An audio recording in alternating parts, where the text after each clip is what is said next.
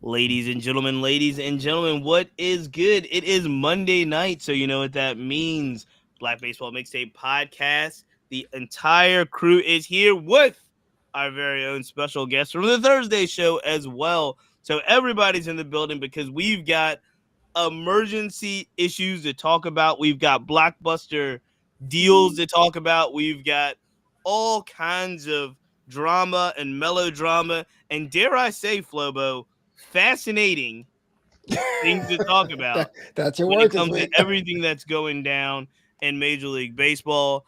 The whole crew is here. Before we introduce them, let me just say the Black Baseball Mixtape has experienced a lot of growth recently, and they have experienced it because of you and your support. So please subscribe, tell a friend, and share it around. It is brought to you in partnership with Stilo Sports, the Players Alliance, Rebellion Harvest Sunflower Seeds, Number Game Scorecards, Red, Black, and Green Baseball, and Minority Prospects. Those are our sponsors. We are so proud of them. Make sure you follow all of them and support them like they support us. Flebo Voice, What's going on, sir? my guy, how are you feeling? It's Monday. How was your weekend? I'm good. This whole weekend's been gearing up for Birmingham, man. This is going to be a live in the flesh 3D BBM partial crew because Malik, we're going to miss your brother, but the rest of us are going out there. This is that East-West Negro League game, and it's going to be a good time, man. I'm excited. I am excited, and you amazing job in bringing that up, ladies and gentlemen. The entire crew, sans Malik, will be down in Birmingham this week. So Wednesday night we'll be in Birmingham. Thursday's the East West Classic at the legendary Rickwood Field. We will be there. I know the home run derby, I believe, starts at the home run derby is probably around noon. I think the game It's starts at noon. 1. That's Thursday on Juneteenth. So Rickwood Field, Juneteenth. If you see any of the Black Baseball Mixtape crew around, please stop us and say hello. We are very, very excited. Can't wait to be together and can't wait to be with you. So that is Wednesday, the 18th, and then the game is Juneteenth, the 19th in Birmingham, Alabama. We will be there. April, how are you feeling, my friend? Hi, friends. I'm feeling great. Go Tigers. After this rain delay, I got to make sure that I put my team on the map. So, There you go. yeah, I'm feeling really, really good about everything happening right now. And yes, I'm also excited to see everybody Wednesday. Yo, I Tigers. can't wait. I cannot wait. And that's a winner's bracket game. That is LSU and UCLA. It started already. LSU's up. I want to say 5-3. Yes. And then the rain has came. But we are watching that closely. A lot of stuff happening in college baseball and college softball. The transfer portal is open. A lot going on, a lot of roster moves. I always wondered why the portal was a private thing because it's not really private. But I wish there was like a portal database where just you could just go Mhm. and see, but it is not. It's only for college coaches. So I'm excited though. There are a lot of moves. We'll talk about that. That's a program in itself. We will not get to that today, but it is a program itself with the transfer portal and all that's going on. Malik, my friend, how are you feeling? I'm feeling FOMO now because I'm not going to be with y'all in Birmingham. But but otherwise feeling pretty good. We're coming up on our holiday. Juneteenth is coming up, so I'm feeling blackety black. And It's so our national holiday for now. yeah, for now we got to see it's Give it So a it's week. gonna be a Give it a holiday week, for us Malik. Texans, regardless. Yeah, and I'm feeling really excited. I have some family members that will be singing at Constellation Park on the 20th for Black Heritage Night at for the Astros AAA affiliate. So it's going to be exciting. I'm going to go see them. So a little bit of minor league baseball this weekend. There we go. Well, I'm excited about that. I'm excited about all that is happening. Everybody that's listening here on Instagram, if you want to ask us a question, whether it's on YouTube, Facebook, or Instagram, pop those questions in the comments. I'm bringing in a very special guest right now. You usually see him on Thursday nights, but now you are seeing him on the Monday show. Lewis Brinson is in the building as well because we have a lot to talk about. Lou, Oh how yeah. are you feeling, my brother? I'm good, man. First and foremost, I like that hat, Cheats. I like the upside down Diamondbacks. I like that a lot, actually. Hey, shout out to Yeah, Hat Club and Allen Iverson I because like that. I saw Allen Iverson wearing this hat and Mm. I had to get it. I had Yeah, to get it. So shout out to AI, big ups, 2 up, 2 down, VA all day. I like that, man. But no, I'm good. Like I said, a lot of shocking news to get to around the baseball world, and Aaron Judge already has a hit tonight. So, in other news, yeah, I'm doing great. There we go. And Lou, Shohei's about to pitch, you are the April. only one of us, Lewis, that will be playing in the game on Thursday. We will Yeah. be there. Flobo and I are bringing our gloves, but you are actually playing in the game. What is your health status right now? Do you feel like you are ready? Do you feel like you're physically fit to play in this baseball game? That's a good question. We're gonna see, man. I've been stretching and running, and not baseball training, but I took a couple swings the other day. I put a post out. I took a couple swings so I don't blow an oblique, because I'm hitting in the home run derby too. So that's gonna be fun. So yeah, I think I'm in shape. Like, I work out every day. I keep fit. I eat well. But baseball shape, we gonna see. That's gonna be a game time decision. Chiefs started bringing my glove. I was like, oh, no. Physical activity? Stop playing. Bring your gloves, man. Bring your gloves. I'm not saying we can, but my goal in life is to play catch with Flobo on the legendary Rickwood Field. So this may happen. Oh, man, dream ain't coming true, bro. Well, bring your glove now. Bring your gloves. April, bring your glove as well. Is it catch if I drop all the balls? I mean, I also can cheer. That was also my thing. Bring it all. I play softball and cheer, so. Well, Cheats, we'll throw when we get together. The formalities, ladies and gentlemen, the formalities are done. And now it's time to get down to the nitty-gritty big things of the week. And we know where we're starting with this. We're starting with Flobo Boyce because his big thing of the week has been the biggest thing of the week. And I wish they could cue the music, cue the sound effect, but let's get into it. Flobo, let's talk about your big thing of the week. Man, going into this weekend, I was going to talk about how good the Giants are and how they are putting the NL West on notice right now. But I got to change my ESPN voice because breaking news on Sunday night, Rafael Devers is heading over to Oracle Park. Nobody saw it coming, my man, with an exchange for James Tibbs on the prospect list and Jose Bello, and of course, Jordan Hicks and Kyle Harrison being shipped to Boston. Rafi Devers is going to an already stacked San Francisco Giants stock for seemingly nothing. Now, here is somebody that did a StatCast overlay. Most of those hits are now going to be bombs in that park. We're talking about major damage, and Boston's caught with their pants down because they built the team around him. Him and Bogarts and Mookie was all a different era, but now it's done for seemingly nothing. I don't know what to make of this because, frankly, even the All-Star voting is messed up because he's in a different league now. But I did not see this coming at all. So you didn't see it coming. Before we go around we'll go around the room, go around the group. Who do you think this is best for? Do you at this early part of this situation, winners, losers? Initial reaction, how did you feel? Like, what was your gut reaction when you heard this news? It had to have been the culture stuff because, I mean, Devers had a lot to give. He got into his role. I mean, he was given a role he didn't like. It took a bit of a rough start. We all saw that. But it seemed that Boston would rather just say, you rather just build up and have other things with more financial flexibility for someone who can only do certain positions. So I got it, but I don't know what that means for like any kind of morale. 2 seasons ago, this organization said they're full throttle, but it just seems they're spinning their wheels. Every time they advance, something like this happens. You go, man, is this going to help you out come season ticket renewal time? I'm not sure. I have a lot of thoughts.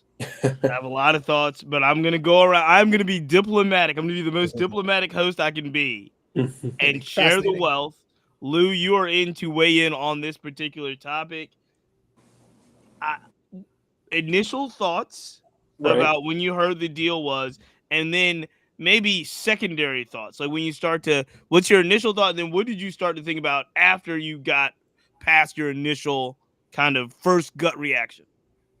I mean, the first one was it popped up on my phone, and it's the first one's shock, right? I think that's the initial emotion, initial kind of thing that everybody felt was like shock. Like, wait, I thought the Devers situation was over. I thought they were good. I thought they were okay with him just being a DH. They were going to move maybe Roman Anthony to first base. Obviously having Tristan Casas out for the year. Bregman will come back and play third. Myers doing a fine job over there. Still got to get his, legs under him in the big leagues. They're fine with the DH. And then this happens. You're like, wait, huh? So initial was like just shocked. And then you start to peel back the banana peels a little bit. And definitely was an internal issue. I think a little bit of a front office ego issue with that. Knowing that Devers wanted to talk to the owner directly, not the GM, in this sense. And I think the owner was a little pissed that Devers didn't want to move and didn't kind of listen to his request. It's like, listen, man, I just gave you $300 million. You're supposed to do what I tell you. And from the get-go in spring training, you see Devers wasn't having it at all. He wasn't scared to come out in the media and tell people that he was not comfortable with DHing. So obviously got off to a slow start. He gets used to that. Devers being the professional and the great hitter that he is, he gets out of the rut, starts to become Rafael Devers that we all know and love. But I think it was just an ongoing internal issue with the front office, him not obliging with them wanting to move him to first base, possibly playing third base. You told me to get rid of my glove, so I got rid of my glove, and now you're going back on your decision. Like, it's definitely an internal issue, and I think it was a little bit of an egotistic maybe move by the Red Sox, and I don't see how this works out for them. Maybe in the long haul. Again, you already did this with Bogarts. You let Bogarts go. You get rid of Mookie Betts. Now you're getting rid of your big superstar. Again, like you said, I don't know what this is going to do for the fan base of Boston. They're not going to be happy once that team gets off the road from this road trip. And, you kind of scratch your head like, okay, what direction are we going? Because I thought Rafi was our guy. On the bright side, you free up $250 million on your contract, but on your payroll. But I don't know, man. This is a great move for the Giants. The Giants definitely won this. I like all of that. I will continue on through the round robin. April, I'm looking at you. Initial reactions and how after your initial reactions, where did you land on this deal? Well, I'm gonna plug myself first because I already talked about this on my own podcast. So if y'all haven't watched it, make sure you check out episode 7 where I talk about a right and a wrong way. But I agree with Lewis. Those were a lot of my thoughts. I did feel like it was a big ego move initially, and I initially thought that they were joking. I thought that somebody was playing a prank. And I was thinking, who's playing on my phone? And then when Jeff Passan posted it, I was like, oh, this for real. So I had to really break it down. But initially, I was angry because of how the whole thing played out. But I'm not going to lie. This was like a couple games before. When I saw him, Rafi, jog in the first, I laughed about it. But I was like, this is probably not going to end well. And ultimately, I think that a new start for both sides was probably what was ultimately needed. Rafi going to the Giants and being able to be himself over there, and the Red Sox, relieving themselves of him and finding someone to play the positions the way that they want them to be played. So both of them get something out of this deal, regardless of whether we agree with it or not. But I just don't see the way that it was initially handled. And that was something that I talked about. The way that the Red Sox initially went about the deal, that is really what triggered a lot of the movement in how Devers responded. And so I'm just happy that he will be able to do what he needs to do in San Francisco. And, I ain't buying his jersey, but I'm going to still support him because, I don't do the Giants. Yeah, it's interesting when you say it's an ego move. First thing I'm thinking of is the ego move by who? The Red Sox, or ego move by Devers, or ego by the move Red Sox. By the Red Sox front office for sure. Mm-hmm. Yes. Mm-hmm. Malik, what say you? Initial gut reaction, and then some secondary thoughts on this blockbuster deal that moves 3-time All-Star Rafael Devers. Rafael Devers has begun. To the Bay. I was gonna name this show, by the way. The title of this episode is From Beantown to the Bay. So Malik, there you go. Does anyone remember who the last player was, the last Giant to actually hit 30 home runs, let alone 30 home runs in Oracle Park? Does anyone Was remember? it Barry Lamar Bonds? Barry Was Bonds. was Barry it Barry? Bonds. It was Barry, and I think the last non-Giant to really hit 30 home runs was Jeff Kent. And so this is probably the first time in more than 20 years that we're going to probably have a player that can potentially hit 30 home runs in a season as a Giant. That's the one thing that I'm excited for the Giants. They've been looking for a star for the last, I guess, 6 or 7 seasons. They whiffed on Correa. They whiffed on a few players. They tried with They foul tip Correa. They foul tip. They foul tip. It was foul tip caught. That's yes, foul tip, and it was a strikeout. So I think this is really good for the Giants. The Gigantes were looking for a big bopper, and I think I just want to see how Devers is going to, play in Oracle Park. I know that his home run power is real. Lou was pointing out in one of his posts a few weeks ago that Ravi Devers was locking in. He's walking.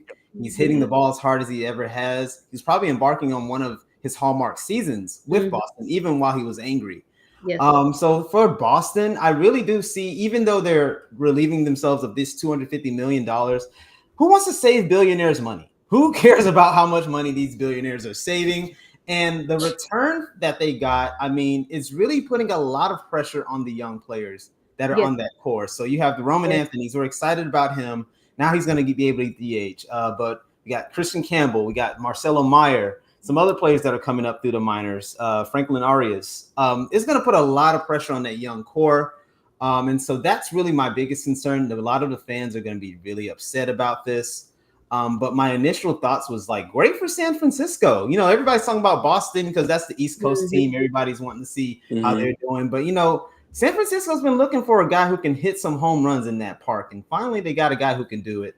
Now, I'm curious, is he going to be more a Panda type guy, or is he going to be more of, that galvanizing force is going to get that team together? I'm curious to see how it translates over there. Flobo, why are you shaking your head? Because I'm looking at these stats here across the line for the Giants. How does team in the major leagues had the most active win streak this past week, and they are trending upward. Now, you could argue the Padres are doing the Padres-like things. The Dodgers have just been riddled with injuries, but at the same time, they were the second or third team people were thinking about. I mean, this could be a game-changing aspect for them. The division's already strong, say for the Rockies, right? But now there's a chance where you can't even count them out, and you got a bona fide, as I like to say it, the guy on the souvenir cup, the guy that would pay people to come to the park just to see. This is win-win across the board. This is nuts. And I want to add too, that was the thing that tripped me out. You have Bogarts, Mookie, and Devers all in the NL West. So when we talk about the NL West, it's like they just continue to get richer with players, more exciting. And why would you do that? Why do you want to keep giving them more? I mean, I'm a watch, but I feel like Buster was just on it about it. I feel like he was persistent, you know what I'm saying? Because they weren't shopping Devers. Now, as a GM and as a front office, you see that turmoil going on over there in Boston. You probably do call and see if Devers available. No, all right, cool. Call back next week. Hey, Devers available. I see. Are you guys trying to offload some of that money? Blah blah blah. And we know the Giants got money for all the guys that they've gone after and missed on, but they have the money to take over that contract. So I think Buster was just. Obviously it's a package that the Red Sox were looking for. Breslow over there were looking for, and they got what they wanted. But I think Buster was just persistent about this. I think he was just on him about it. Hey man, checking in on Devers, almost probably every day or twice a week. I don't know. I haven't been in our front office, but you got to give credit, like I said, to the Giants and Buster for being adamant about. Possibly landing this guy and knowing that they needed a superstar in the midnight lineup with Adames and Chapman being hurt and Adames not really getting off to the best start. So they need offense and they got it. Yeah, I mean, I think this is a big deal. Obviously, it's a big deal for conversation in Boston. I think the baseball piece of this is a huge deal for the Giants. So when you look at like Malik, when you look at the lineup now, 1 through 9, and you put Devers in the middle of that Giants lineup, the Giants, by the way, are what, 1 game out of the West? 1.5, I Yeah, think. 1.5 games out of the West. Yeah. Changes everything. With Everything. like I said, with a Dodgers team that is hoping to get healthy, right? And obviously you've got the Diamondbacks out there, the Padre team hoping to overcome kind of the place that they're in. I think they're sitting at what, like 4 games back, right? Mm-hmm. And so you put Devers in the middle of this upstart Giants lineup. Now you do give up Kyle and Jordan, and that's, I think those are 2 really live arms. Honestly, big fan of. I'm a big fan of both of them. Now we know Hicks was kind of being bounced around and moved from the starting lineup to the bullpen and back and so forth. But I this was not about, I think, the players that dealt. Maybe James Tibbs might be the guy that you look at in the future, but this was much more about the contract and who's going to take on that money, right? And then what you're going to get in return. No one in Boston is like, whoa, we got Jordan Hicks back, right? Like, nobody cares about that. So, Malik, what do you, when you look at the Giants lineup now, where does this lineup 1 through 9, how do you think it faces off? And not just the NL West, but like all of baseball. Yeah. When you think about Rafael Devers, this is the first time I've seen a guy turn around 103 on Chapman in a playoff game. I think it was like at least 100 miles an hour that fastball was. And I think Devers wasn't even 25 when he did it. He's getting into his 28-year-old dad's strength, and he's going to San Francisco. And so I think what's going to happen with Devers is he's probably going to hit at DH. He's not going to hit anywhere lower than third. Probably going to be hitting second. Junko Lee is an on-base merchant. He's going to try to get on base as much as he can. And I can see Devers really lengthening that lineup in a place where games are really not won by having a lot of runs on the ledger. A lot of the games that the Giants are winning are by 1 run. I think they beat the Braves 3 times by a run in a series. And so I think that what Devers is going to do is add those couple of extra runs that these players need to get across the way. Because I'm looking at some of these Giants games, it's like 2 outs, a man on second and third, guy comes up, Tyler Fitzgerald, pop out.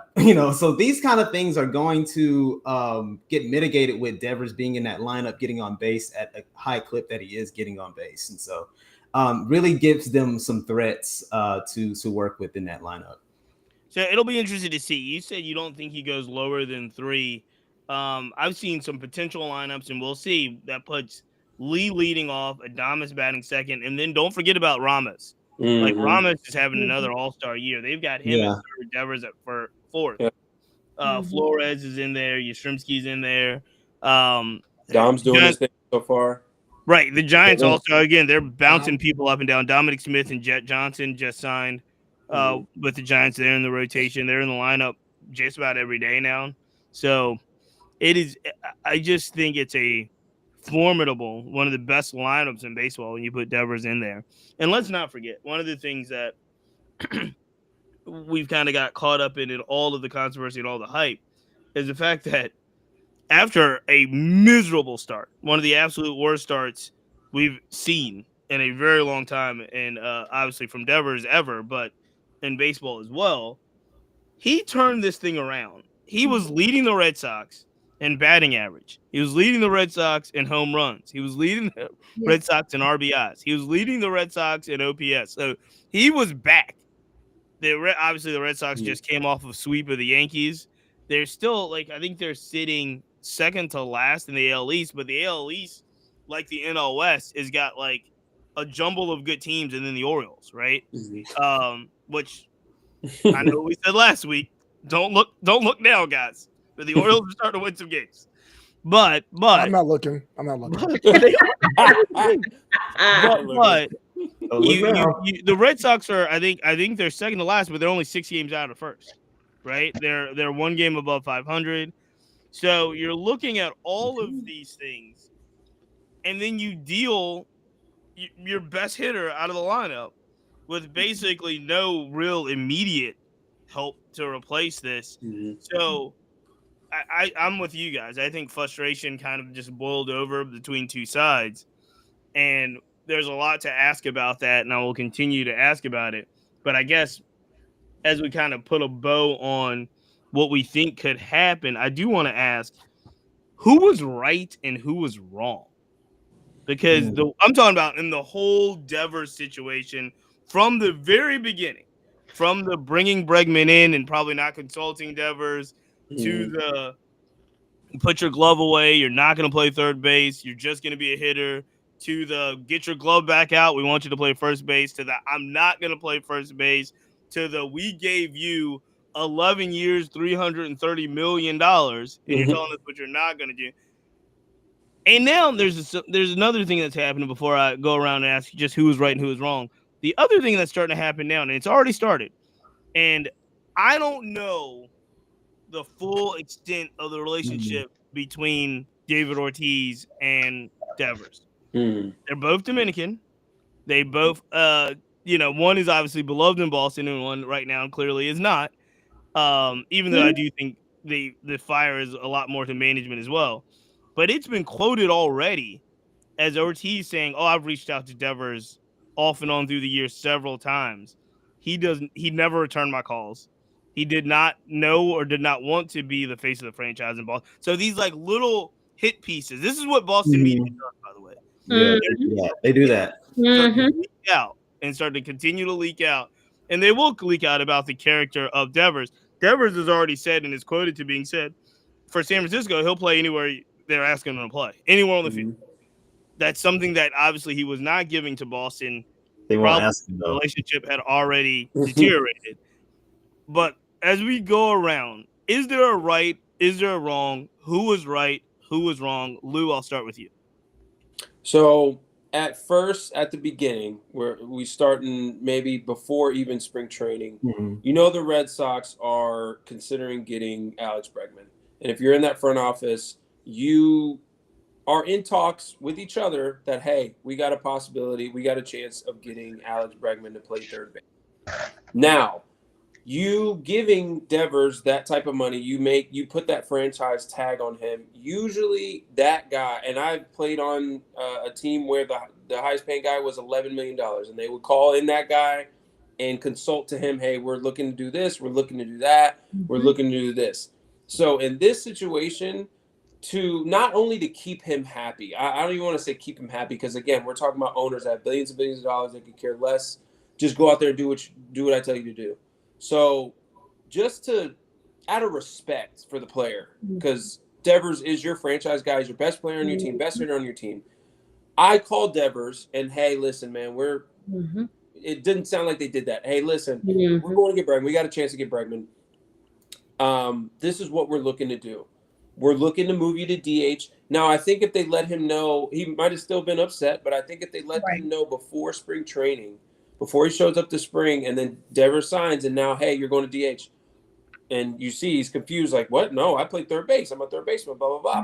You, as the Red Sox, it's your obligation, in my opinion, just being a player, to be upfront and be transparent with your franchise tag. That's my opinion at first. Now, moving on to the player side, they did give you $300 million.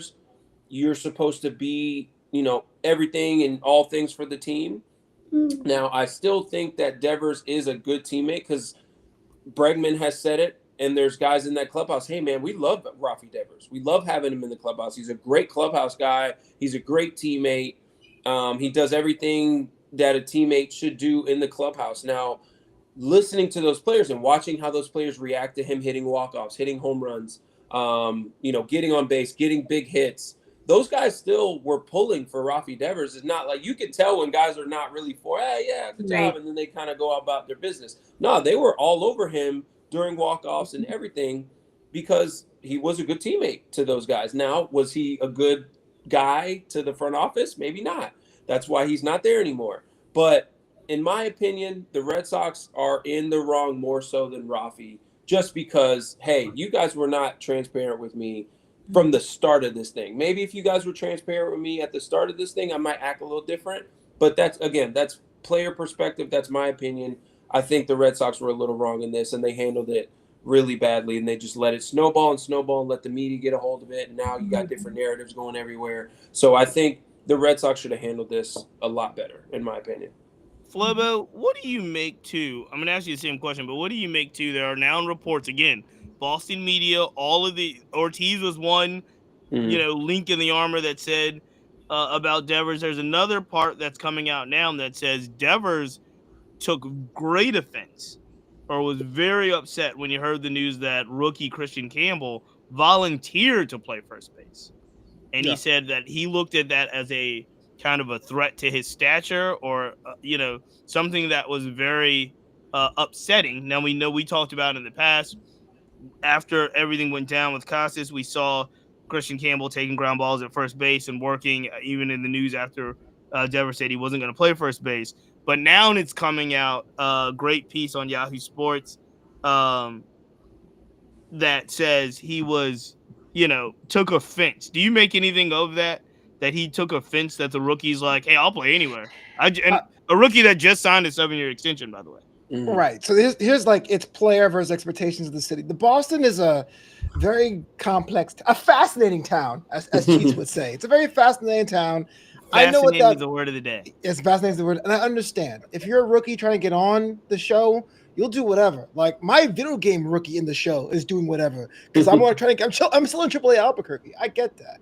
The hit pieces when it comes to Devers does kind of undermine what he's given to that franchise. I mean, he's been there forever. He's been there almost a decade at that team. Now, I know there's going to be a lot of armchair quarterbacks who say, hey, man, they pay you a bunch of money. You do what you told. But I'm going to tell you right now, I've worked for jobs where I get paid a fraction of that. I'm like, I'm not taking that. You know what I'm saying? Like, to Lewis's point, you gotta not say kick gloves. I'm not saying he's a diva, but if you built multiple teams around the individual person, if you're going to break the chemistry, it is up to you as a franchise to tell me why. Don't be like, go over there. And maybe I'm just from a weird situation where I hear franchises now talk to veterans and say, here's what we're doing. I mean, in Queens, Sterling Marte is basically a bat every other day off the bench. Like, he used to be the everyday right fielder. He's not doing that job anymore. You got to have these conversations because when you go out there on the field and you know you have a small window of your athletic peak and someone is messing around with that, you're going to get defensive. And that is definitely human nature, man. So right or wrong, okay, yeah, there's a money thing, but I got to give it to the Red Sox. You had every opportunity to make this a nice transition, make this something a lot smoother than it was, and it blew up in your face. April, I see you nodding your head. I'm going to jump to you. He was preaching. Same question to you in regards to, is there a right, is there a wrong in this? Who do you put more blame on? If you're not a Red Sox fan, but if you were, who would you be the maddest at? I've also been on Twitter, and I was shocked at the number of people who are going in on management. I thought that, social media platforms differ in how people see perspectives and so forth. But for me, it was how management, our leadership began this whole thing. And when Lewis was talking about that part, that is the part to me that kind of broke the trust between the two, because this is a player who has invested in the team by signing a contract to do his job. And when he signed the contract, he signed on a dotted line in the hopes that, okay, this is how I will be performing my duties. But if you are openly courting players in my face, that to me is just a big no-no. And can I play devil's advocate though? He's not that good of a defensive third baseman. Okay, well then you should have said that before then. Okay. But regardless of, even if he wasn't your best player, even if you found fault in what he did, you still don't go around playing the field before you have the conversation with a player that you're building your franchise around. Like, we act like these players don't have feelings and emotions, and then he's sitting in these press conferences and they're asking him questions like, what? And you already know there's a language barrier there too. So he's like, what do you mean? I play third base. And of course it's going to come across a certain way, and I don't think that it was meant in that way, but ultimately that's just what it is. So for me, I don't like the way management initially handled it. I think it broke the trust, but then you're like, put the glove away. Okay, so you don't want me to play at all? Okay, I'm not gonna play at all. And then they're like, just kidding, go ahead and get the glove back, and then we need you at first now.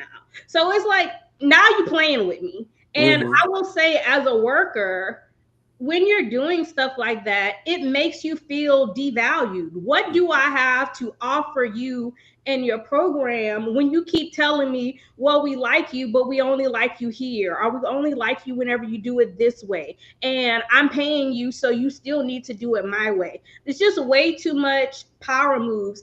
And as franchises, one thing that we have to remember is that these agreements, they go both ways. We can't ask players to honor contracts when leadership, they're not doing the same. And players deserve the same kind of respect that we're asking management to give them as well. That's my take on it. So I don't disagree with you, but there's part of me that's listening to this and saying, not again, I think it's changed for the better, but when did this change? Because if this was 1986 and this is George Steinbrenner, there is no question about communication. If this is George Steinbrenner, Dave Winfield, you know what I'm saying? Like, but Dave Winfield was also not making $300 million. He's making a lot though. He was making a lot for the time. I'm just saying that was, if you go back in that time, reduce inflation and so forth, he's not making the money that Devers is making. But the arguments were, Steinbrenner gave him the contract, he gave him the bag, and then as soon as he gave it to him, he was like being a jerk. I'm just using that as an example. No, I totally get what you're saying. I'm saying is all the owners back then, if they're opening up the box for their the bag for their star player, has these level of expectations that I don't think it's as reciprocal, right, as we're talking about 2025 being. And maybe it's because, and I say all this and I'll preface it by saying I'm not disagreeing with the thing you're saying. Yeah. I'm just trying to understand the culture change. Right. And I think the culture change possibly is now you're starting to see, these star players in these managerial type relationships, right? Where it's like, oh, Aaron Judge is our star player, we're going to talk to him, or Mookie and Shohei, we're going to talk to them. We want to keep these guys happy, culture-wise, per se. Clearly, that was not the case with with Devers and the Red Sox. It was not. I will also say I'm extremely pro-worker. I'm a historian. I'm extremely pro-worker.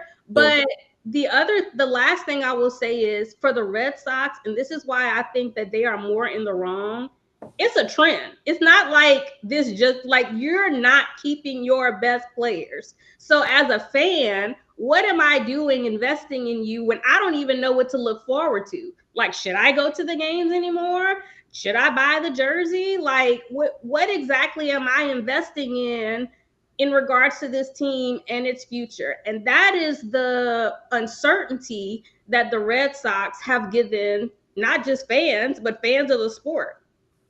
Yeah, I mean, look, there is a part of this that I strongly believe that the Red Sox organization, Craig Breslow and the entire everybody that runs it, they don't give a damn about the fans.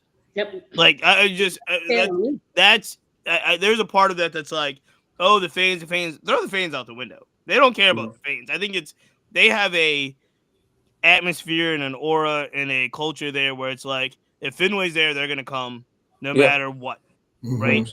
We want to be as competitive as we can be. I guess in this case, addition by subtraction. Honestly, I'm about to say what? No, I'm dead serious. In this case, they're like, get him out of here, because I think, like I said, it was just a constant clashing of heads of philosophy of what the team is now. There's another thing I'm thinking of, and again, forgive me for being all over the place. Is April? I think you might have hit it on the head. You're looking at Marcia Mayer. You're looking at Roman Anthony. You're looking at Christian Campbell. You're looking at these young players that you think is the future of the franchise. And you've got the face of the franchise right now openly disgruntled, if you will. Shipping him out maybe says, all right, this is the example this is the line in the sand that we're drawing. This is the future. You see it, young guys. Act like him if you want to. We sent him to San Francisco. And free agents. This is what we are doing for this franchise. Lou, you're the only one that's played at the highest levels in this group. Does that type of message, if you're a young guy, if you're Christian Campbell today, and you see what the Red Sox did to Devers, does that put anything in the back of your mind? Like, I better get my first base mitt ready.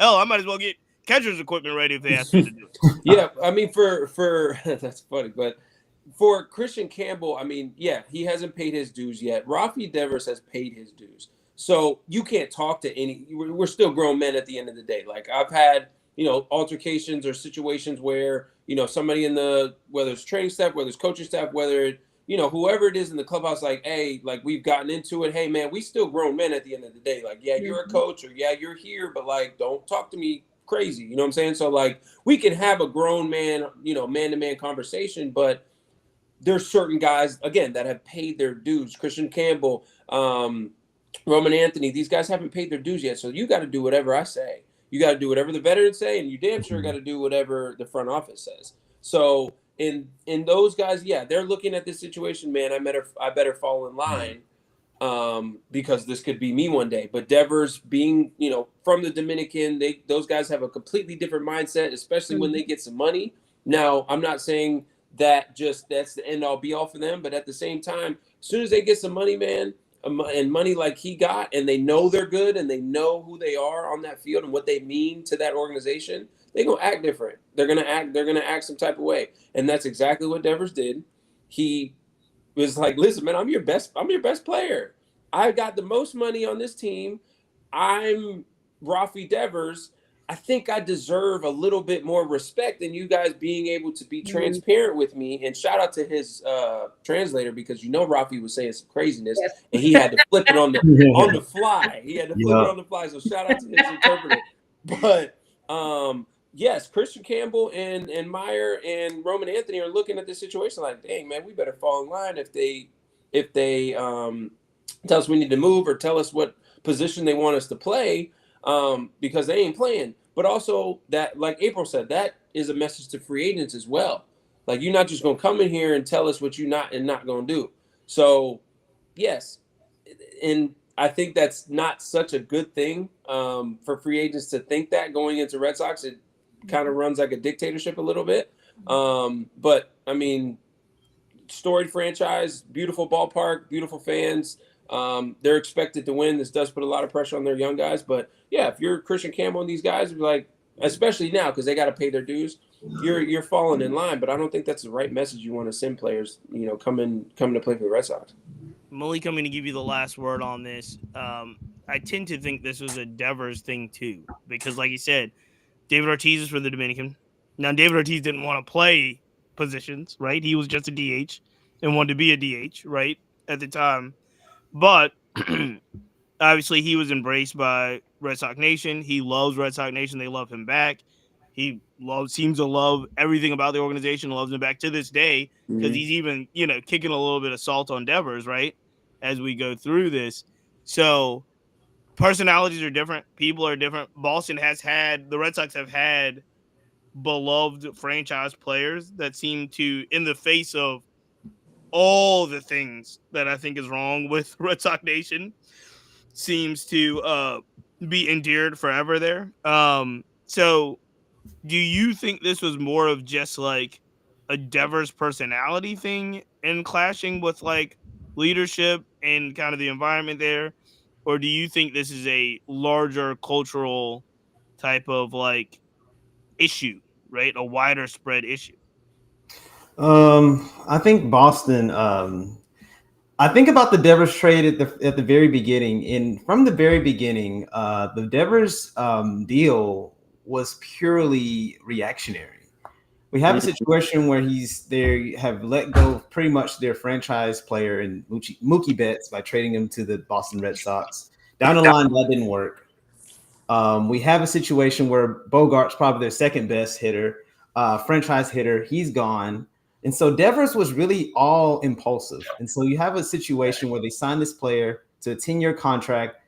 And by the way, there's no trade contract clause in this contract because he didn't have 10-5 rights. But that's something that's interesting about the deal as well. And so I think the Red Sox, just to sum this up, the Red Sox are wrong as an organization. But for the trade, I have to say they're not wrong for trading him.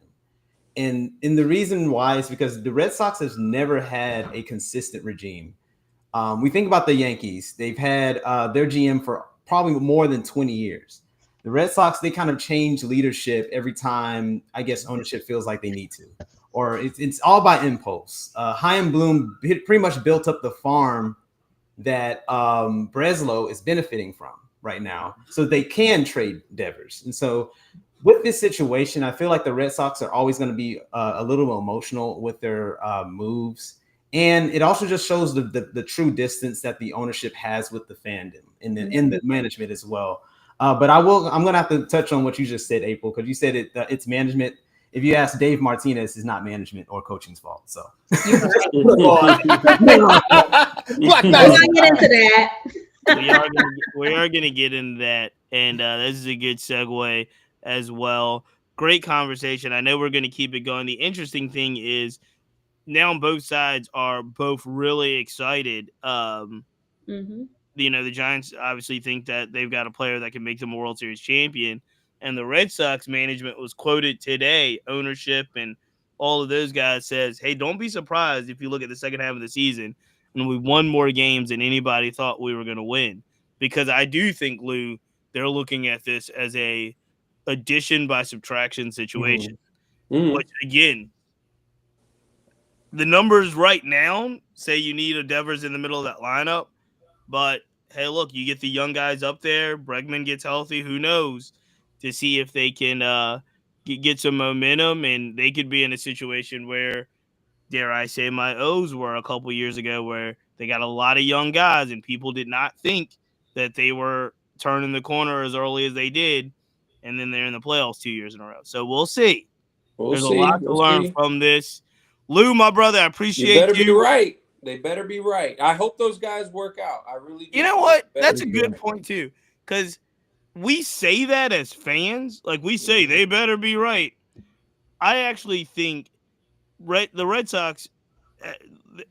I'm the one thing I will say about management is that I really don't know what they could do to lose a majority of their fan base.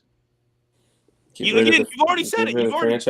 You already got rid of Mookie. You got rid of Bogarts. Now you got rid of those people. Going to show up. Those people going to show up. It's the Red Sox. They're always. So it's like I just don't know what you can do to be like, and they're bad. They were bad for years. They're still showing up. That was it. It was still their team. It's still a community type thing. Fenway, I've never been there.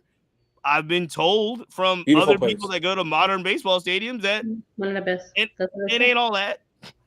I mean, for a tall. That's what I've heard from a fan experience. I've heard Fenway's got a bunch of obstructed view seats and not comfortable and what I mean. That's the charm. That's the charm. It's the aura of the ballpark. That aura is there. This is just my opinion. That aura is there. Maybe the first time you go, maybe the first series you go. But if you got to be there every day and day out, the aura wore off, bro. They're still there. They're still there. It's a great ballpark, man. You should go see it for yourself. So I have to go see it for myself. I mean, maybe we'll do a Black Baseball Mixtape, outing where we have some cover. Because as Adam Jones said, we need more than one. You just can't go by yourself. That's what I heard. Roman Anthony just hit his first homer, by the way. So there you go. All right. Well, Lou, we appreciate you, brother. See you guys. I'll see you guys in Birmingham. We will be there. We'll see you on Wednesday in Birmingham. Oh, yeah. See you guys. Thank you. Boom. All right. Does he play first base, though? That's the question I have. Should have asked him. No, not Lewis. I mean Devers. Oh, he said he's going to play anywhere. He said he's going to play anywhere. All right. We've got more big things to go through. That's what everybody's talking about. That's what we want to talk about. I'm glad everybody was able to weigh in because this is going to be a whole season thing. to see where the Giants end up, where the Red Sox end up. By far the biggest kind of transactional news of the entire season so far. With that said, you teased it a little bit. Let's jump right over to April. What is your big thing for the week, April? Well, for those of you who are unaware, the Washington Nationals have been on an 8-game losing streak. The Black Nats. Let's go. And no, let's Black team. and in a post-game conference, manager Dave Martinez was asked, what exactly is happening, what's going on, and Dave is like, well, it ain't the managers, you can't put that on us. Sometimes it's the players. And whew, as a fan, I was like, did he really say that? And in a press conference, I was a little bit shocked by that. So I wanted to know exactly how y'all felt about, 9 straight game losing streak. Losing streak. Awful. So I wanted to know what y'all think about it, because I'm not gonna lie, the Nats are actually one of my favorite teams to watch on TV. They're very exciting. But yeah, this 9-game losing streak isn't something that anybody wants to see. But I also am a little shocked that a manager went into a press conference and was just like, yeah, it ain't me, it's the players. I don't know what else you want me to do. So, here's the thing. They did lose again today to the Rockies. James Wood hit another home run, and Dalen Lyles hit his first home run. The Black Nats are still going strong. right. But they are not winning. I think it's tough, man. I think when you're losing and you're frustrated and you have I don't think we're kidding anyone. I don't think the Nationals have high expectations, but they have higher expectations than they performed, especially over the last 10 games. I think you get frustrated. And I think baseball is a game of execution, right? So you can study as much as you want. You can look at the MacBook. You can see where they're pitching you. You can know all those things. And even like we're saying, even if you get it right, the majority of the time, you could hit the ball in the head 10 out of 10 times. If they catch it 7 times, you know what I mean? It's still this game of great failure in many ways. So you have to execute. I think what Martinez was trying to articulate in a very not tasteful way was that, hey, look, we're putting in the work. We're giving them all the prep. We're doing all the things that we could possibly know how to do and can do. And they're flush, and they go into these conferences, these scrums, these post games, and they're asked all the time, what can change to turn the corner? What can you change? What can you do? And I think his frustration boiled over and said sooner or later, they got to put it on the field. They got to put it on tape. They've got to execute. And I know, I know that it sounds like, again, it's not very good coach speak, right? It's not. But it's also reality from any coach that feels like they're coming in early, they're staying late, they're giving you all the prep, they're doing all the things that the Yankees do and the Dodgers do, maybe even more, and their players are not putting it on tape like the other guys are, especially in those last 10 games. So I don't think it was the right thing to say. I think you save some of that stuff for a locked door internal, hey, let's have a meeting and get it all out. I just think that for Martinez, it just kind of overflowed, and that's where we were now. And I think he also now has to live with the consequences of that, right? And so I think we're starting to see that now because they're still not winning. Right. And he's still going to get asked about this, and I think he's probably going to have different answers as we go through. But I will say, I don't think he handled it. I don't think he handled it well. I also understand exactly why he was frustrated and why he said what he said. Flobo, I saw you shaking your head. You have strong opinions about this. What did you think? I don't want to hear it. I just don't. Let's look at the last win that team had. That's June 6th against the Rangers. And they dropped 2 against the Rangers. They dropped 3 against the Mets. The Rangers are trending upward slightly. The Mets are a hot team. They lost 3 against the Marlins. and now they lost one against the Rockies in their 4-game set this week.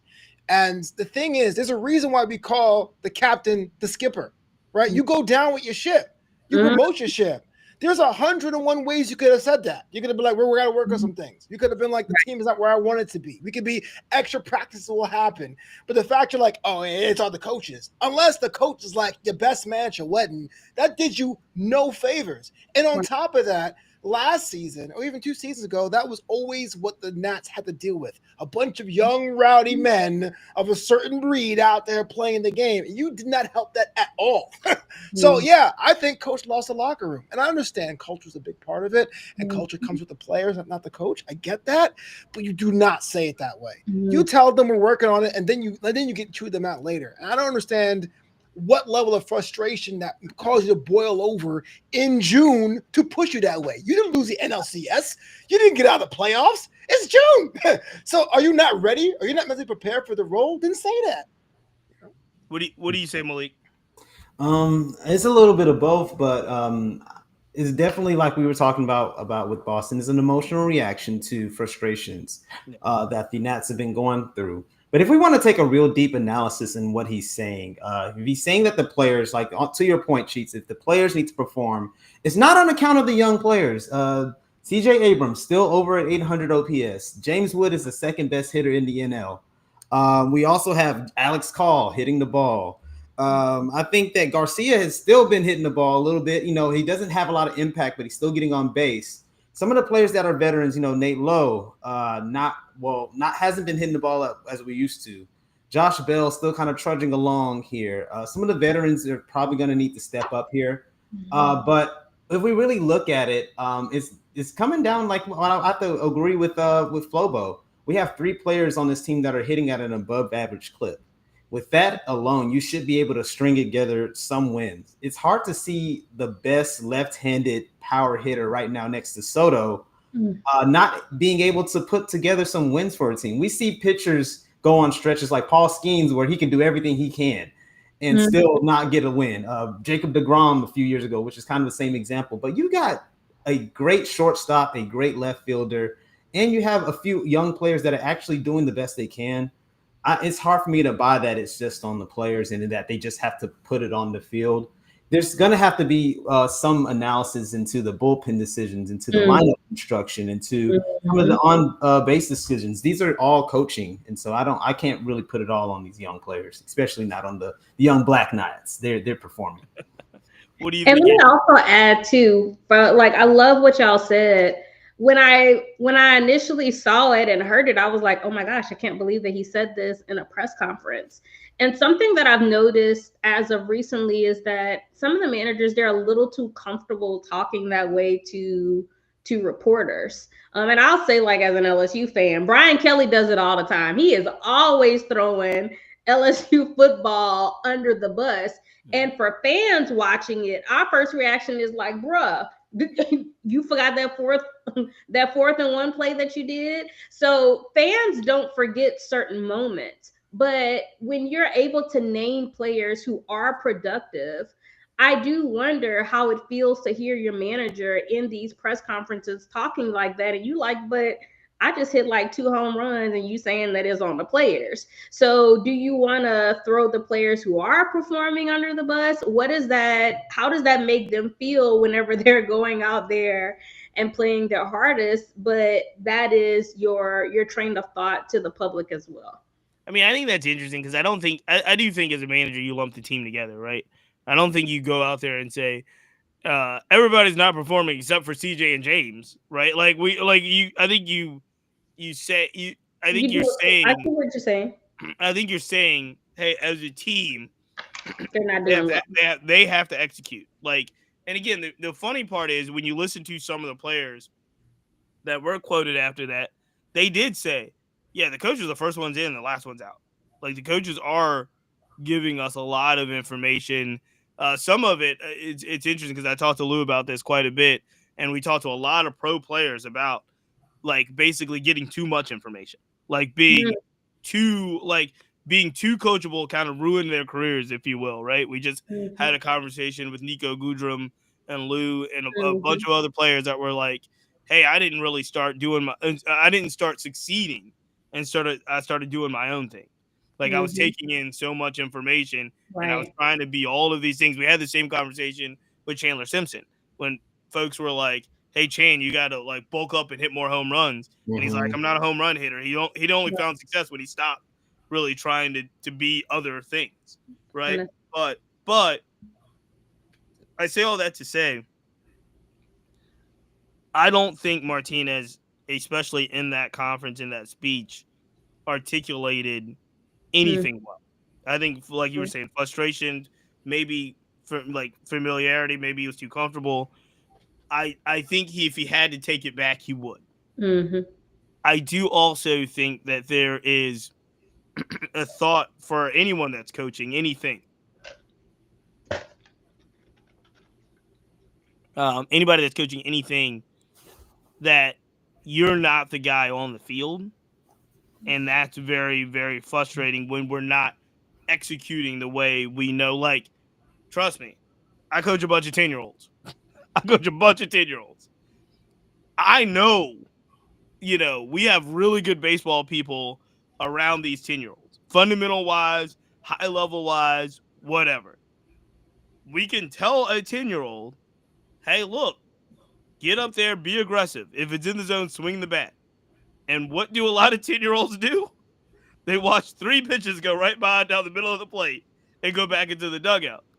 And again, I'm not going to have a press conference after the game and say, these kids can't believe it. You know what I mean? Like, I told him to swing the bat. Like, you can hear it on every Game Changer app node that we told him to swing the bat. And it's like, you got to figure out as a manager, like Slobo said, as a skipper, you've got to figure out what's that key to unlock that player to have great success. But I do think there's a give and take there. I think there's a little bit of you've got to execute on the field, especially at this level, because if you don't, here's the other thing about this. Martinez is probably going to be there, right? If you're, I don't know, one of the players, if you're Bell, Josh Bell, you may not be there by the second half of the season. Yeah, but that's not always a guarantee. It's not always a guarantee with managers. Not at all. Not at all. And I think that's another part of it, right? Now, I don't think the expectations were them to be anywhere more than they are right now, and especially in the NL East. But because I think the Nets are ahead of schedule, to be honest with you. So, okay, you mean with the development as a team, they're ahead of schedule? I think they're ahead of schedule. But I will say this: they pretty much outkicked the coverage so far this season. But as it is right now, losing 9 in a row. Let's take a look at the schedule. The Rockies is a 3-game set. Then they go to Los Angeles to take on the Dodgers. Then the Padres, and then they got maybe 3 days with the Angels. They may take 1 or 2, and then they're playing the Tigers. So if you're frustrated now, it doesn't get easy. I said, bro, get your man now. But statistically, they're a game ahead of the Marlins and 2 games behind the Braves. No one at the beginning of the season would have said, not knowing what the Braves are, no one's going to say the Nationals are going to finish ahead of the Mets, the Phillies, or the Braves. I said the Braves. What? I said the Braves. April said the Braves. Before the season, you said the Nats were going to finish ahead of the Braves. I did. That's amazing. Wow. That's amazing. That's amazing. I don't think that's the consensus. I mean, I don't think most people. I know it's not, but I did say it. Yeah, but you were because you were fading the Braves, right? You were fading the Braves. Well, because the Braves are a mess. Right. That's what I'm saying. You were fading the Braves, right? So, but ideally, I don't think anyone went into the prediction models and said that the Nats were going to come out ahead of those 3 in the NL East.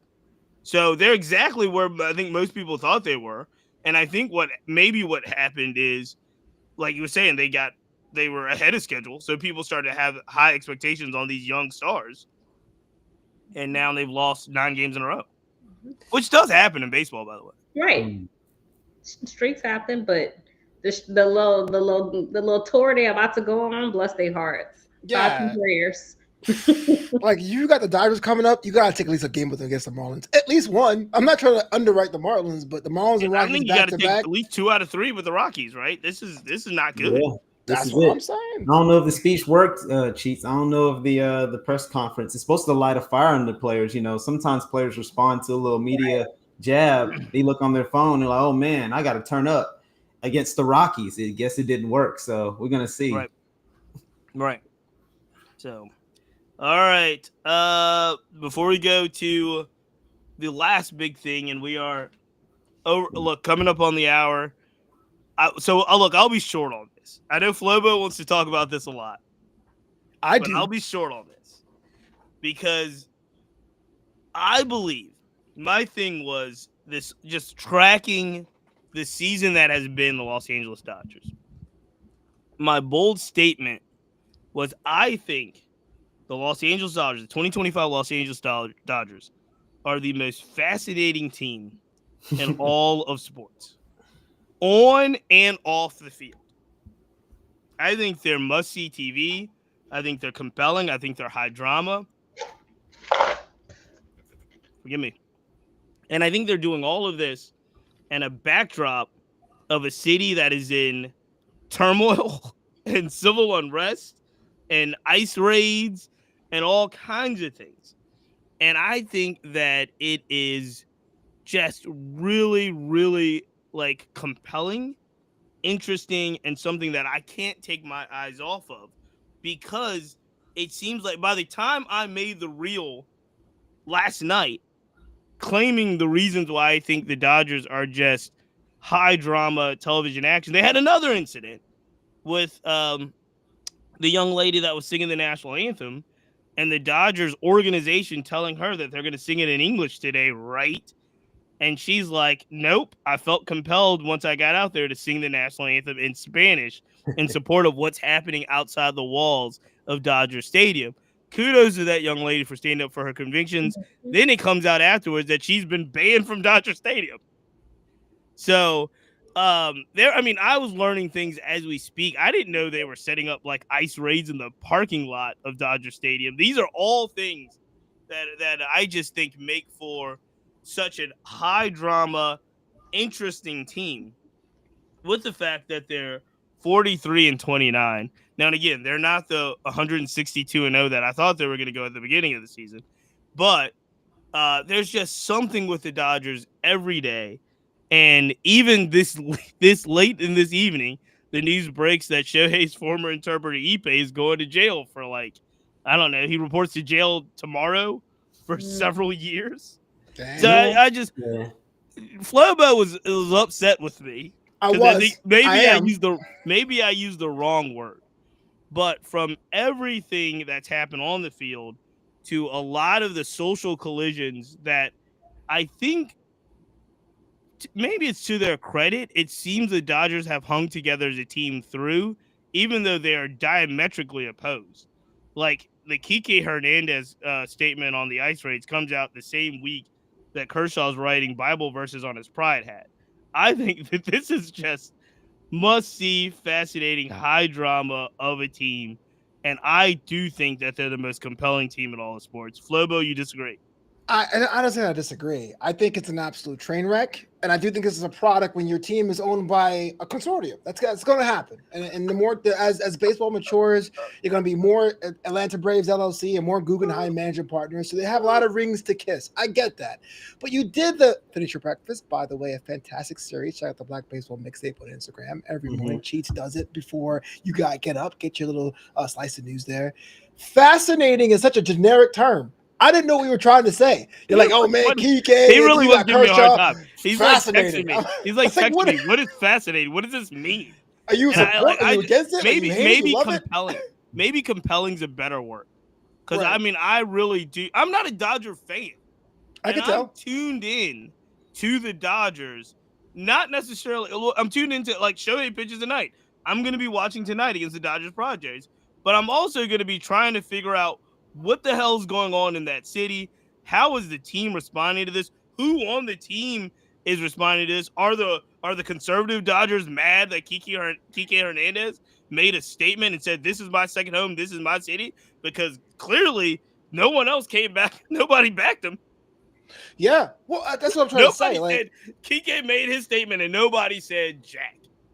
I think when you have a culture like winning, like the Dodgers and maybe the Yankees before them, no offense to Yankee fans, like it is almost bad for business to have any kind of like personality as far as a team like support like that. So I This get is why a they're team not doing full it. of distractions. No, but what I'm saying is that's why individuals feel the need to either having to fall in line, which I think is what Mookie did, right? Let's be honest, or they have to speak out like Kiki Hernandez. And so I wasn't sure if you were in support of that, of them speaking out, or you thought it was a distraction of a baseball. You just said Yeah, fascinating. I thought Like, it leave was. it to your interpretation, brother. I Like, thought it was.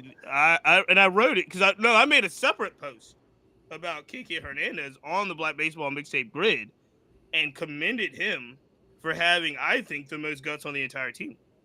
Yeah, I do. yeah. I think, and it's. I think it's because not only did he do what he did and say what he said, but he made a post about it, explained it thoroughly, and stood on it. Kershaw, on the other hand, I'm a Christian as well. He showed his faith in the way that he wanted to show it. He didn't say it with his chest. He really did. He put a Bible verse on his pride hat and let everybody else run with it. If he was really about whatever life he was about, he would have. I think he would have stood on it even more firmly, right? And then I've already told you I wrote in detail about my feelings about Mookie and the whole White House thing, so I don't want to revisit that. okay. But I am actually thinking of all the folks that had like I don't know courage that followed in the vein of the civil rights activists that I follow. Okay. It was Hernandez and the young woman with the national anthem. Those are the two heroes for me in Dodgerland right now. So this, let me ask one question, and maybe this can help me understand it because I guess I'm the slowest one in the panel right now. No. If you took everything that happened to the Dodgers or happening with the Dodgers or involving the Dodgers this season, does it give you a net feeling of frustration, sadness, or pride? And I think not like can I say none of the above? I just think it's I think it's interesting. That's why I use the word fascinating so much. Well, I can understand and not agree. And it's the same thing I wrote about with Mookie. I didn't agree with Mookie Betts going to the White House. I understood it, and I kind of worked my way through it. I understand KK Hernandez's stance. I happen to align more with that moral point of view, but like, you know, would I have loved to have seen a lot more Dodgers come out and back him? Sure, they didn't. I would have liked to seen Dave Roberts come out and back him. Sure, they didn't really. They just kind of act like it didn't happen, and was like, "Hey, we're about winning ball games over here." And again, the stuff that's happening on the field, very interesting as well, because they're still like very good baseball team. well, So Chiefs. I am fascinated with the conversations that these guys would have. If somebody had an all access book about the Dodgers, I would be fascinated to see about who's talking to who, what conversation. Again, I'm also the type of guy that was like, Mookie Betts doing a podcast with Jackson Merrill before the Padres game doesn't sit well with me. Michael Jordan would never, right? Like this is new age stuff, but I don't know if I don't think I'm the only one based off of the comments of the Finish Your Breakfast and the mixtape and the post. I think other people are riveted by this as well. I think a lot more people, the people that comment, again, this is comments. If you agree with something, you're less likely to comment. I think the people that comment are a lot more upset. And I don't even know if they're upset with the Dodgers. I think they're probably upset with the system, right? They're upset with the cultural stuff that's happening outside of Dodger Stadium. But it's interesting because there's a lot more comments about like, you know, we should be more angry with the Dodgers. I don't necessarily know if I'm angry with the Dodgers. I just find it, for lack of a better term, Flebo, fascinating. All right, sorry, Malik. April, you're the Dodger fan here. How have you gone through this season? I will say that I spoke on my disappointment with the Dodgers during Black History Month and during their visit. I don't think that as an organization that they are going to take a particular stance that people will like.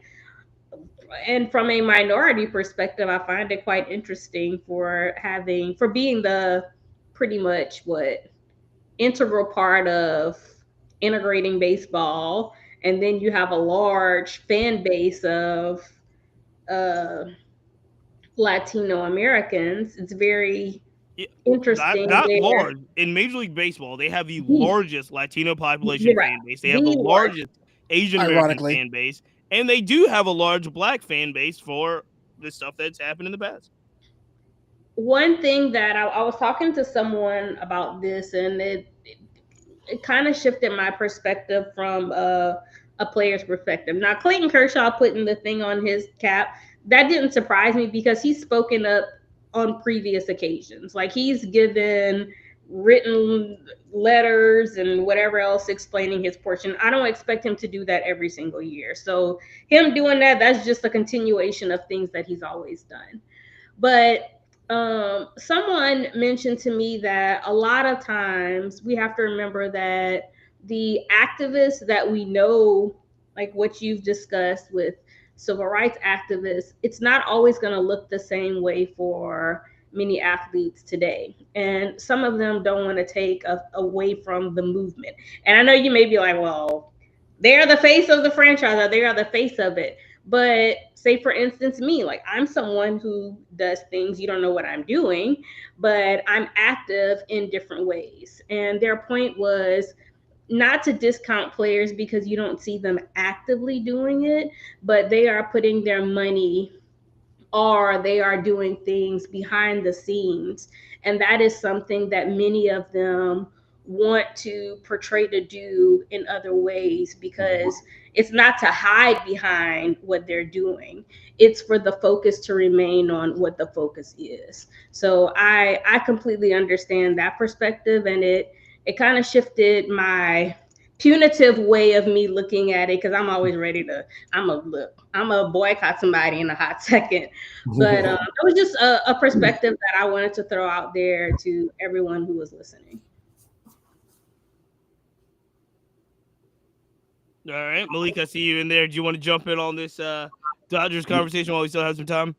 We got some time. Last minute on this. I don't think we should really expect the Dodgers to speak out on issues like you mentioned, like having ice raids outside of the stadium is completely inappropriate. I mean, that's like the most I guess the least exaggerated way I could say that. But if you think about even like Dodger Stadium as it exists, you know, the way that Dodger Stadium came into existence was by eminent domain, removing families from their homes, removing people from their communities.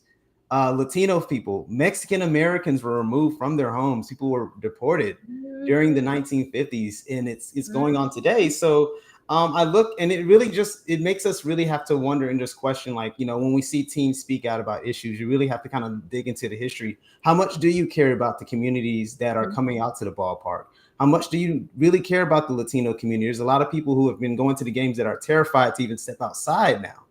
You know, so that's really my thought is like fans are really going to have to take a step back and just look at the entire experience as being a fan, being a participant in sports culture, being a participant in as a Dodgers fan. We just have to all kind of be honest and take a step back and be like, okay, Kike may have spoken out about it and it's great. And I encourage players to do things like that and also encourage them to do things behind the scenes. But when we look at the greater picture of it, we have to kind of hold the organization and just the system responsible, not just like players for not speaking out. The players are basically just arms of these teams. They're hired employees, so we can only expect so much of them. Now, one more thing I want to say too. I've seen I'm very iffy on people speaking out. Like I really love the fact that Kike did it, but I've seen some people speak out, but I know you voted the other way. And it is on record with you voting the other way. And now that you know that your vote is unpopular, now you want to come and twist it. And so that's why the whole speaking out thing, I'm okay if you don't speak out because I don't really know what you went in that voting booth and did. So for me also, I agree. And this is why I was holding the organization more accountable because I am a fan. I want to see where you stand as a thing because I'm gonna be honest. This was the first time I heard about the ice raids happening outside of the stadium. I don't know if it's because my focus has been on the World Series, but I think that that's a horrific thing for you to go and enjoy a baseball game and you walking out and you're detained, never to be seen again. So that's something that has to be addressed by an organization. Like, how do you provide a sense of be safety? Careful, because I think it was like ICE setting up in the parking lot. I don't know if it's like ICE raids. Okay, so I'm sorry. We want to be mindful. I don't know if there's sweeping up people outside, like as they're entering or leaving Dodger Stadium. But I do know that there is what I've been kind of told, what's been reported, is that ICE has use of Dodger parking lot. Yeah, we got to ban that facial recognition thing at the park. See, that's what I was saying. He's all over. I mean, this guy. Get rid of it. There's a couple things there. Because I always think, and I still firmly believe this: athletes with conviction and a voice should use their voice. So I understand it. I understand what April's perspective.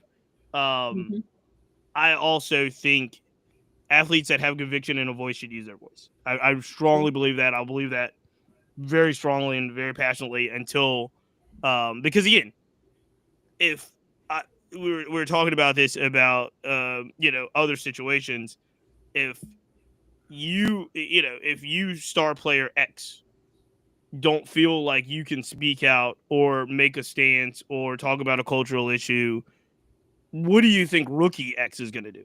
Right? Like, what do you like? So I do think that if you have conviction, you have a voice, you should use it. Obviously, there's more strength in unity. Baseball does not have a lot of that because they don't have a lot of players on their teams. So it's like it's very hard for them to have kind of unified fronts like they can in say basketball or in football, because it's just less of them. But I will stand by that. I actually probably go a little bit the other way on the behind the scenes silent donation stuff. I get it. I understand it. Some people don't want to put attention to their families and themselves, or they want to keep the main thing. I do understand, that part of it. But there's a part of the first thing I said was, if you have conviction and a voice, you should use them. You should use them. If you have, a lot of the behind the scenes, I'm going to give, but I'm not going to use my voice, makes me question your conviction. And so I get it. I understand it. I understand what climate we're in as well. And again, we're in the 2025 climate is even different than the, 96 climate or the 85 climate. Is just different. But I was one of those people that held athletes like Michael Jordan in a lot of contempt. Michael Jordan did a lot of good behind the scenes while he was the biggest star on the planet, but never often used his voice on anything, especially anything that affected, like, in regards to cultural Black people of the time, when he's winning championship after championship after championship. And it's written, and if you watch The Last Dance, you watch some of the documentaries, they're like, Black people were begging Michael Jordan to do X or say X. And he gave money, he built golf courses, he did things for youth behind, which is all great things. But I remember my parents and the conversations I had with my parents, and they were like, man, I really wish, wish MJ would do X. And again, that's not for everybody and everything. And once you learn, like, maybe his convictions were stronger than he let on during those times. But I do struggle a little bit with, and again, it doesn't have to necessarily be, something as hot button issue, I will say, as what's happening in Los Angeles right now. Like, the civic unrest stuff is one thing. Right. But like April, you said it, like, if Kershaw is the type of person that, really has strong convictions about his faith and he speaks out of it as often, it's like that level of consistency is I think what a lot of folks that have convictions about social issues or whatever should be able to use. But again, all of this, along with Yamamoto and Shohei and Sasaki and Teoscar Hernandez and Freddie Freeman, like, all of this stuff is to me extremely compelling stuff. There you go, Flobo. And Yo, my man goes to the line and goes, fascinating. Like, damn it. I think whenever that what is it, the Netflix Untold documentary, whatever comes out on the 2025 Dodgers, I think it's going to be an interesting, really must watch situation, because I don't know if we're ever going to get the full story. I don't know if we're ever going to get the conversation of what these guys had in the, you know, what they have behind closed doors in those conversations. I don't know if we'll ever truly know how Kike feels, or how Mookie feels, or how Freddie feels, you know? Oh, yeah, we're going to get it. We're going to So, get it in a book 20, 30 years down the line. we'll And I'm going to be talking about it on my other YouTube page, because I can't believe that they're going to have a whole bunch of stuff in there that I never assumed. But hey, we'll wait 20 years. We'll see. So really quick, because I know Malik, we'll skip black catchers for now. We'll skip as we will close out this episode. I do want to take a quick second to thank our sponsors one more time. I know everything is changing. The sponsorships will change pretty soon as well. But for now, our amazing sponsors, Stilo Sports, Players Alliance, Numbers Game Scorecards, Rebellion Harvest, Sunflower Seeds, Red, Black, and Green Baseball, and Minority Prospects. I want to thank them all. We've already mentioned it over and over again, but this week, people, we will be in Birmingham. Flobo, April, and I will all be together for the East-West Classic. Exciting. Lewis Brinson will be there as well, along with Edwin Jackson and Curtis Granderson and CeCe Sabathia, and a whole bunch of other players will be down at the legendary Rickwood Field. Is there anything right now, if we're looking at the overall statistics in standings in Major League Baseball, if we're just looking at from top to bottom, is there anything that stands out to you? The Detroit Tigers, Flobo, I know what you're going to say about who's the best team in the National League. The Detroit Tigers are the best team in baseball as it stands right now by half a game over your New York Metropolitans.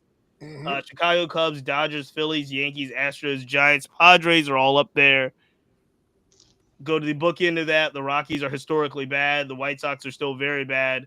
Pirates, Athletics, Marlins, Nationals, and Orioles are all not good. Braves are in there too in the bad category. Yes. Is there anything that surprises you as we go through the power rankings, if we will, of Major League Baseball? Well, besides the Giants, that was the one thing I was thinking about this week. But you're absolutely right, man. The Tigers are hanging tough. Here's a situation where people have kind of written them off on some corners of the internet, but I do think they have the staying power, and it's showing now, because now you're in those dog days stretch right before the All-Star break. Milo, put your Vegas bets on the playoff run now, because I don't think they're going to slow down in a way the reversion checkers are looking for. So definitely Detroit. Definitely see what San Francisco does now with their pickups. Will the Padres implode now or after the All-Star break? It's only a matter of when. Those are three I'm looking at right now. I've got the Padres winning tonight too. We'll see. Man, that's a bad bet. How does anybody know how Shohei's doing? The game's already started. Yes, so he gave up a run. Tatis actually scored on a sacrifice fly. So yeah, I think they're going into inning 2. All right. And the Yankees lost to the Angels. So while y'all were talking, I saw Ron Washington doing. He walked Judge on there. Smart man. You should watch him. Walk him. So, anything else, Malik? Anything stand out to you about the actual how Major League Baseball shakes out? I'm really surprised right now that the Cubs are doing as well as they're doing. The Cubs being having some of the best offense in baseball was not in the works for me. I didn't think they would be on top of the Central like they are, but they're beating up everybody. And they've already played all of their hard games at the beginning of the season, so looks like they're going to be smooth sailing from now on. From now to the rest of the season. Nah. We gonna see. April, anything that surprised you on the top to bottom of the Major League Baseball power rankings? I will say I'm surprised that the AL West I mean, aren't y'all back at the top, Malik? The Astros are leading the West. It was a crazy weekend for the West. The 3 walk-offs last week for all those teams. The Astros are leading by 4.5 games. It's not even close right now. It's crazy. I'm always praying for them to start losing so that ticket prices can go down, but then they just don't want to do that. Yeah. Well, Shout out to Cam Smith with one of those walk-offs. Yes, he did. Yeah, he got one. And a lot of guys are getting hurt from those Astros, and they're still winning games. So we're gonna see what Crane does with his money. 2 words, Bryce Matthews, because Matthews is going to be up, I think, before you know it. Do you think Framber Valdez is going to be traded away? Because you know his name is in a lot of these trades. Yep. It would be a nice, sexy trade if you traded Framber. It would hurt my heart. I think they need him for a playoff run, but they're looking to replenish that farm, so we never know. We just saw Devers get traded, and so anything's up at this point. I would have said no before that happened, but now it's like can't happen. Anything's possible. Last words, Flobo. Is Mr. Met going to keep Mrs. Met? I gotta say, yeah, man. I don't know if you saw the Colorado Rockies series about a week ago when Dinger, the mascot, it was Stegosaurus, I guess, was like, "Yo, Mrs. Met, call me," and then a week later, Mrs. Met was like, "I got a man, Barney, get lost." I was like, "Damn." Mrs. Met is a baddie. Yo, well, then it got even better because Mr. Met had Mrs. Met at the Puerto Rican Day Parade on a float. And then after that, Lucille from the Giants comes in with that picture of spaghetti, which Flobo, you say may not be real. It may not be real. I don't think it is. But I will want to say this. I love the fact that how Mr. and Mrs. Met are younger and like cooler now because they used to be really frumpy, like Mr. and Mrs. Redlegs in Cincinnati. But now they're like dope. They're doing cool stuff. You know what I'm saying? Very much like the New York Mets themselves. Exactly. Exactly. There you go. I will say this. If Mrs. Met is having spaghetti dinners with Lucille, she's out of pocket. She's out of pocket. Yeah, what's wrong with a free meal, though? Yo, every lady has a contact as free meal on their phones. True story. Why not? It's just food. It's just food. Y'all are reacting. All right, man. Yeah. I'm gonna buy it. Ladies and gentlemen, we're gonna have to end it there. Again, we want to thank everyone. Make sure if you like this episode, if you like any of the episodes, make sure you subscribe, review, leave a review, like everything. Make sure you follow In the Booth, hosted by Flobo Boyce. Make sure you follow 10th Inning Talk, hosted by All About April as well. Malik, we're going to miss you on Wednesday and Thursday, my brother. I'll be there in spirit. All right. That is it for